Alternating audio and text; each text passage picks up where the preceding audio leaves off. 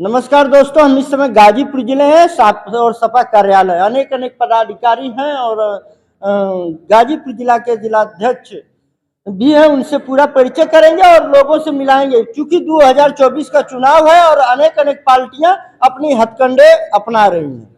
आप कई बार देख रहे हैं कि मध्य प्रदेश के मोहन यादव को बनाया गया है मुख्यमंत्री। लोग इसको कई पहलुओं में देख रहे हैं और यूपी का चुनाव, जो कि सबसे बड़ा चुनाव माना जाता है, इसी पे सभी लोगों की दावेदारी होती है और अनेक अनेक पदाधिकारी हैं। इन लोगों का क्या रणनीति बन रही है और किस प्रकार यहाँ की कानून व्यवस्था पे को देख रहे हैं लोग, तो इनके बारे में हम कुछ बातें करेंगे और उम्मीद करते हैं कि आप लोग इसको सार्थक बनाएंगे।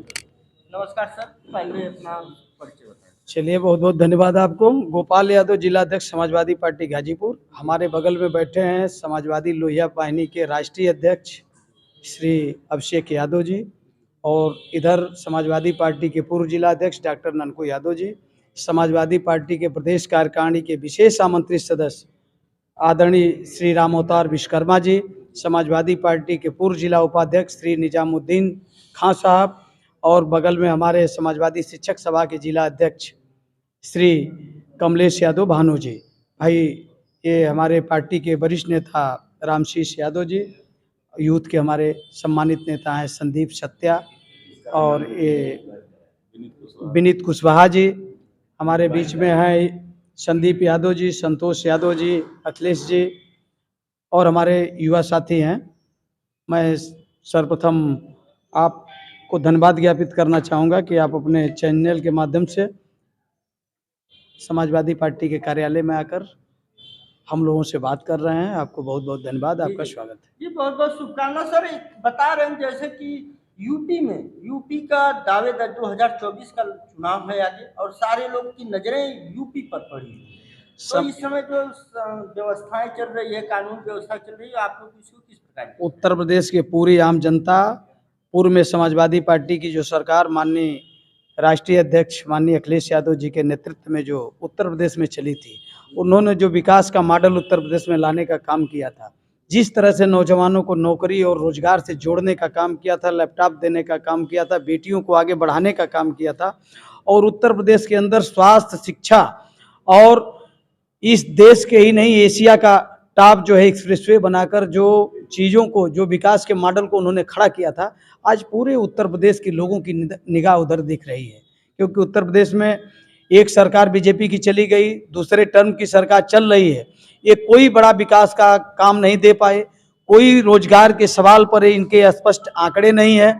नौकरियां, ये पूरी वैकेंसियां सरकारी क्षेत्र में नौकरियां जो खाली हैं, कहीं भी कोई वो नौकरी नहीं निकली कि बड़ी संख्या में हमारे जो बेरोजगार हैं नौकरी पावें। इसलिए आज बेरोजगार छात्र, नौजवान, किसान आज लाचार है। कोऑपरेटिव के ऊपर डीएपी नहीं है, ब्लैक में बेची जा रही है, तो कहीं ना कहीं किसान भी परेशान है, नौजवान भी परेशान है, बेरोजगार भी परेशान है, जिसको लेकर माननीय राष्ट्रीय अध्यक्ष जी के विचारों को, उनकी नीतियों को आत्मसात करने के लिए आज पूरे उत्तर प्रदेश के लोगों की निगाह उधर टिकी हुई है। हम 2024 में समाजवादी पार्टी माननीय राष्ट्रीय अध्यक्ष समाजवादी पार्टी पूर्व मुख्यमंत्री माननीय अखिलेश यादव जी के नेतृत्व में फतह करेगी और 80 की 80 सीट जीतने का काम करेगी। क्योंकि आज पिछड़ा, दलित, वंचित समाज, कमजोर तबका और जो ये पीडीए है, एनडीए को हराने का काम करेगा। क्योंकि लोगों को ये जानकारी हो गई, गरीब, किसान, मजलूम, जो इनके बेटे हैं, नौजवान हैं, बेटियां हैं, सब लोग महसूस कर रहे हैं कि लोकतंत्र में संविधान को कमजोर किया जा रहा है और लोकतंत्र को समाप्त करने की साजिश भारतीय जनता पार्टी के द्वारा की जा रही है। वोटों की खरीद फरोख्त, लूटपाट, हत्या, लूट, बलात्कार चरम सीमा पर है।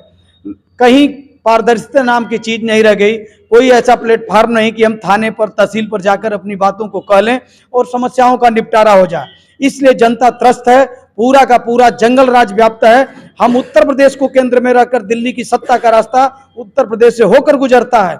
हम उत्तर प्रदेश में बीजेपी को हराने का काम, समाजवादी पार्टी हराने का काम करेगी और माननीय राष्ट्रीय अध्यक्ष समाजवादी पार्टी माननीय अखिलेश यादव जी के नेतृत्व में जिसको चाहेंगे उसके केंद्र में सरकार बनने का काम करेगी और इनके नेतृत्व में केंद्र में सरकार बनेगी।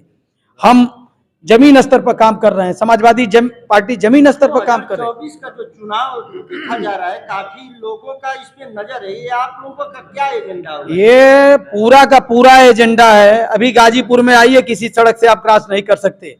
ये सालों से जो है कि यहाँ पर सीवर पाइपलाइन का काम हो रहा है। ये कहाँ पर एजेंसी सोई हुई है, कहाँ सरकार सोई हुई है। यहाँ स्कूल जाने वाले बच्चे परेशान है। पूरी बरसात का महीना था, उसमें झेले, जाड़ा आ गया, अब गर्मी से उससे पहले से ये काम शुरू है।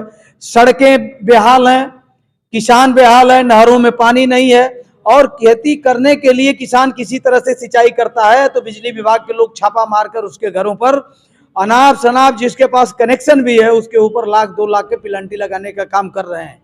घोसी जो चुनाव था, काफी अंतर से लोग यहाँ सपा में जीते। ये जनता लड़ने जा रही है इस चुनाव को, जिसके अगुवा माननीय राष्ट्रीय अध्यक्ष समाजवादी पार्टी माननीय अखिलेश यादव जी, इनके अगुवाई में जनता सड़क पर आएगी और लड़ेगी। तानाशाही सरकार और लोकतंत्र का जब जब दमन हुआ है, लोग सड़कों पर आने का काम किए हैं। जात धर्म मजहब सबसे ऊपर उठकर लोग इस लड़ाई को लड़ेंगे और लोकतंत्र और संविधान को बचाने के लिए ये ऐतिहासिक लड़ाई है 2024 की। हम लोग भी आह्वान करेंगे, मीडिया के साथी हो, चाहे आम जनता हो, चाहे नौजवान हो, किसान हो, सबसे हम लोग कहेंगे कि इमरजेंसी से भी ये खतरनाक दौर चल रहा है।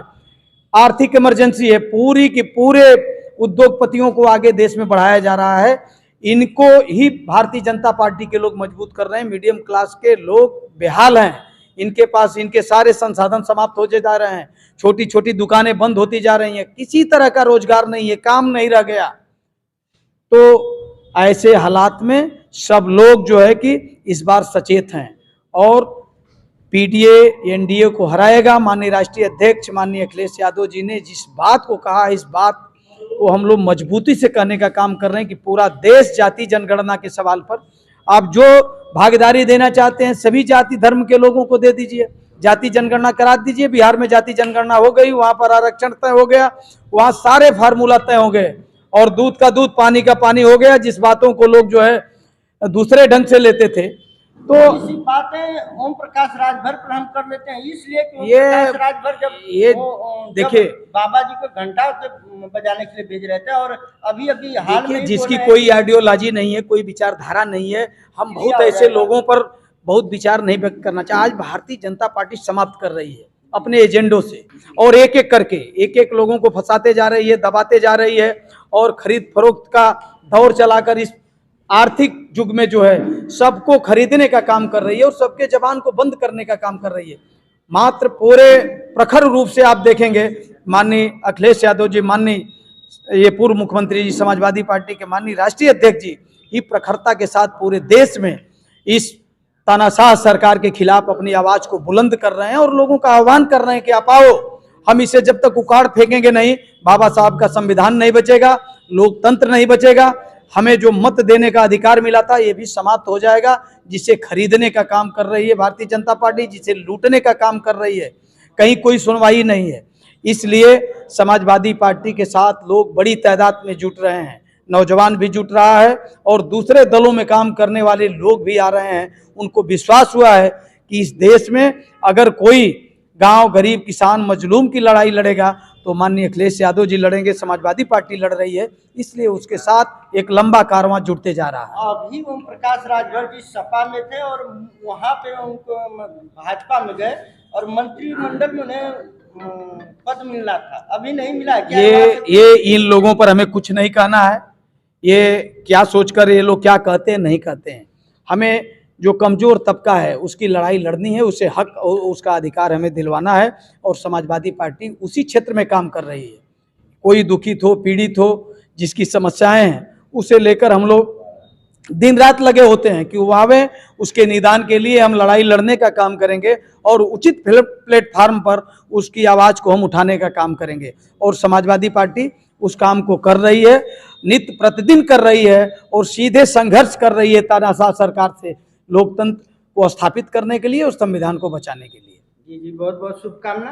आपने देखा और हमने उनसे बात कराई आपसे, कहीं न कहीं जो कि ओम प्रकाश राजभर इस समय भाजपा में है और मंत्रिमंडल में उन्हें जगह मिलना था, उनकी भी बात हमने अध्यक्ष जी से बात करना चाहिए, लेकिन उन्होंने साफ तौर से कुछ कहना मुनासिब नहीं समझा। दोनों एक विवादित बयान से घिरे ओम प्रकाश राजभर किस प्रकार दर दर की ठोकरें खा रहे हैं और कब मंत्रिमंडल में शामिल होंगे।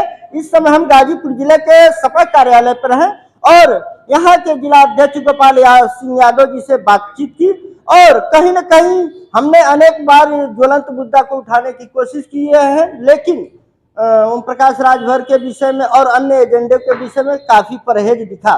दोस्तों, आप इस वीडियो से इस पूरी समाचार की घटना प्रतिक्रिया से आप क्या समझते हैं, कमेंट के माध्यम से लिखिएगा और बताइएगा। बहुत बहुत धन्यवाद।